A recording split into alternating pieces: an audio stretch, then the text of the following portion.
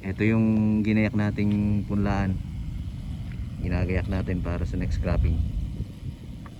Pinapa-sprayan natin ng pang-asim, pang-tanggal asim sa lupa, soil conditioner. First time kong gumamit na to, yung soil conditioner na ito. Baka sakaling gumana, hindi okay.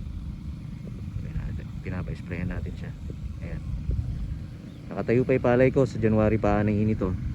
Mga 2 weeks pa, pero binakantihan ko itong punlaan para hindi tayo mahuli masyado sa next cropping. So itong nakatayong palay na ito ay ano lang to, palusot ng after ng main crop. Maaga kasing natapos yung main crop natin, August, kaya tinry nating taniman. Sayang yung period o yung panahon. Ayan o. So ayan, sige mga kosa, yan yung palay ko. Mga 2 weeks pa ito.